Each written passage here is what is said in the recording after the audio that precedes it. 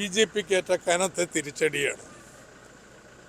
അവരുടെ ഹിന്ദുത്വ അജണ്ടയ്ക്ക് വലിയ പൊളിച്ചിൽ നേരിട്ടിരിക്കുകയാണ്.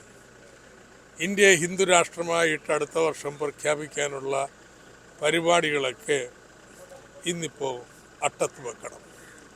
കാരണം BJPക്ക് ഭൂരിപക്ഷമില്ലെന്ന് മാത്രമല്ല, അവർക്ക് അവരുടെ NDA മുന്നണിക്ക് ഭൂരിപക്ഷം കിട്ടും എന്നുള്ളത് കാത്തിരുന്ന് കാണും. കാരണം ഒരുപാട് ചർച്ചകൾ നടക്കുന്നുണ്ട്. ഇത് വർഗീയതക്കെതിരായിട്ട് ഫൈറ്റ് ചെയ്യുന്നതിന് എല്ലാവർക്കും വലിയ ആത്മവിശ്വാസം നൽകേണ്ടതാണ്. കേരളത്തിൽ BJPയുടെ വോട്ട് ശതമാനം കൂടിയിട്ടുണ്ട്, ഒരു സീറ്റ് ജയിച്ചിട്ടുണ്ട്. അതുകൊണ്ട് ഈ അപകടത്തെക്കുറിച്ച് എതിരായിട്ട് കേരളത്തിൽ നമുക്ക് നേരിടുന്നതിനുള്ള കൂടുതൽ ആത്മവിശ്വാസം ഇന്ത്യ മുന്നണി വിജയം നൽകും. അതിന് പറ്റുന്ന ഒരു പുനഃപരിശോധന, സ്വയം പരിശോധന കോൺഗ്രസ് നടത്തണം. തൃശ്ശൂർ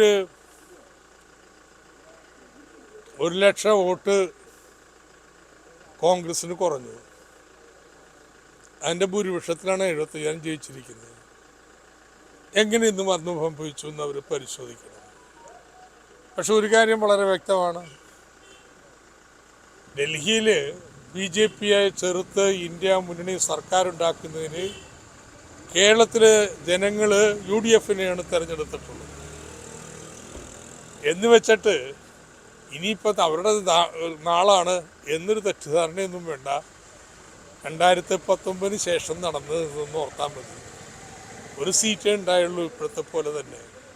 പക്ഷേ നിയമസഭയിൽ വമ്പിച്ച് തിരിച്ചു പോരുന്നത്. ഇപ്പം ജനവിധി പൂർണ്ണമായിട്ടും മാനിക്കുന്നു. എന്തൊക്കെ പോരായ്മകളാണ് ഉണ്ടായിട്ടുള്ളത്, ജനങ്ങൾ നടത്തിയിട്ടുള്ള വിമർശനം എന്ന് പരിശോധിച്ച് വേണ്ട തിരുത്തലുകൾ വരുത്തും.